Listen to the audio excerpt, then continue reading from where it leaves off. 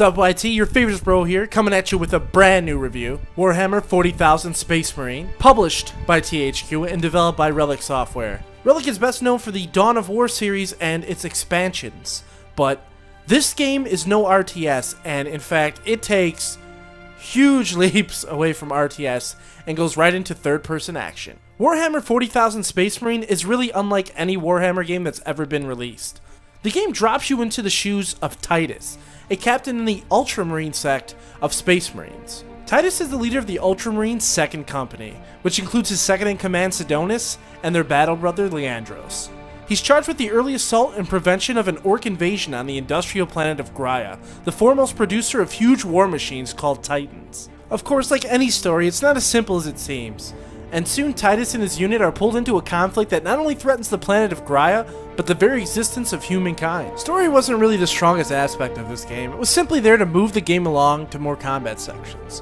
But I did like how I didn't have to have any prior Warhammer knowledge, and it was simple enough for even a Warhammer noob like myself. I could easily understand exactly what was going on at all times in the storyline. Titus isn't the atypical Ultramarine, as he doesn't follow the same strict guidelines that everyone else seems to adhere to, which I think makes him a great leader and gives him a lot of on-screen presence. He really does stick out among the very dry personalities of all the other characters in this game. Titus is very much a person that does anything he has to get something done, which can lead to some epic moments, but can also lead to moments of where you would just roll your eyes, which basically boils down to Titus doing a lot of one-man army tactics. Regardless of how big the enemy is and how many there are, Titus always seems very eager to run right into the middle of the battle and just get his hands dirty. Now, instead of overanalyzing a fictional character, let's get to what Warhammer 40,000 Space Marine does very well: mindless action. Space Marine is a very visceral experience. This game could easily be filed under the category of gore porn. Not a second goes by in this game without someone being separated from their consciousness or their head being separated from their bodies. Space Marine gives you a large arsenal in which to play with. It has a melee combo system that isn't very deep but is very satisfying, and tons and tons and tons of guns. From assault rifles to heat guns, there's no shortage of different weapons and ways to turn green guys into pink mist. The game also bolsters an impressive hit detection mechanic that shows real-time damage and dismemberment on the battlefield. You'll go in clean as a whistle and come out like you went sliding through a slip and slide, covered in blood and guts. Space Marine never even apologizes for its over-the-top gore. In fact, it makes it an integral part of the gameplay. Are you low on health or need a pick-me-up? Don't grab a Red Bull or a nap. Just curb stomp someone's face. The game also lets you kill in style, with each melee weapon having multiple bad endings for your enemies. Not only that, it differs from enemy to enemy. I was so impressed that they had so many different animations for all these enemy executions. Even the gunplay is really visceral in this game. The guns are meaty and have a lot of body to them, and they also just do horrific wounds to the enemies. The gunplay in Space Marine is solid though. Hip firing is amazingly accurate, but the find sights can be kinda sluggish at times. But mostly I found that was really a problem on the turret sequences. When you would zoom in on the turrets, it would be really hard to aim for some reason, and I think that was just an oversight in development. Space Marine is all about doing it big, and that includes battles. There's not a single battle in this game where it's only 1 to 3 enemies on screen at a time. It's always 30 to 40 enemies on screen at a time, which shocked me because of how stable the frame rate is in this game. I never had any hang-ups, freezes, anything in this game. Most of the game even has very little loading. It's just refreshing to see developers that know what they're doing optimizing their PC game for the console generation. With all the great things Space Marine does with gore and dismemberment, it does have some issues in core gameplay. There is no cover system, and that's pretty much a median for most third-person shooters, but I think I know why they left out cover in this game. Because of the nature of your enemies and how they react in their AI, having a cover system probably wouldn't matter at all until more toward the end of the game, where you fight more enemies with guns. But in the beginning, you fight a lot of melee enemies whose sole purpose is to try and take you out with an axe. I mean, you're not going to want to sit in cover while 40 guys come running up to you with axes. You're going to want to get off cover, and you want to be able to dodge roll and be mobile. So I think I understand why they took cover out of the game, but it would have been nice to at least have cover as an option. Plus, there's no squad tactics. There really isn't. Your team is just there to soak damage and point out a big enemy when it comes on screen.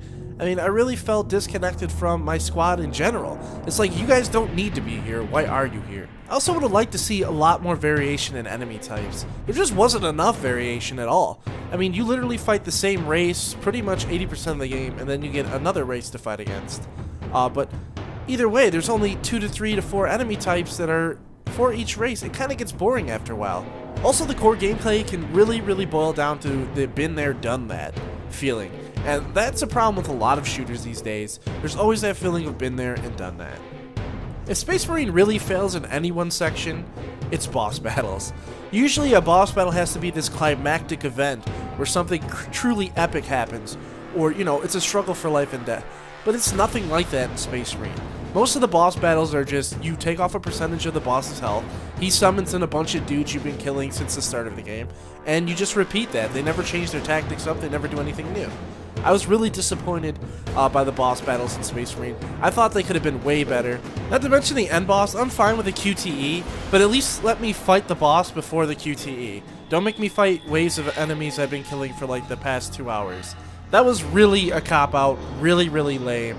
And I hope if they ever do a sequel for this game, that doesn't happen again, because that's a huge no-no to me.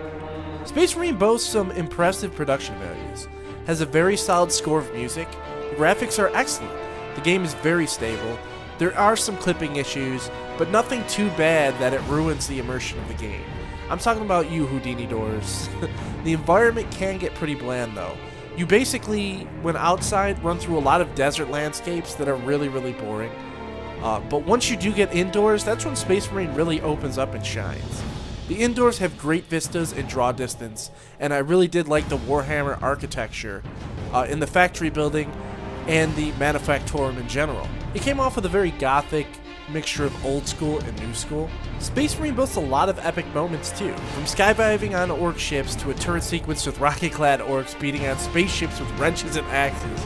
There's no shortage of huge set pieces, explosions, and all-around badassness riding out front of a Titan McFatty wagon. Space Marine's biggest problem, outside of boss fights, is just predictability. It's amazing how easy it is to pick out the evil characters in this game, because it's just so obviously apparent, and it's kind of ruined the story for me.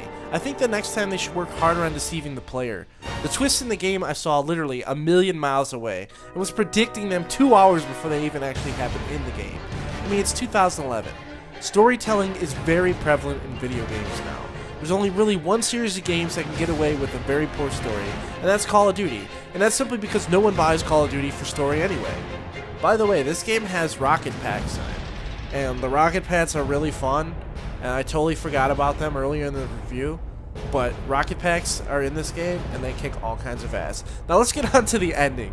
The ending in Warhammer Space Marine is... I like the ending. It was very close to the source material, it's what would really have happened, and what it did was it summed up Titus as a true badass, a true hero, a selfless character.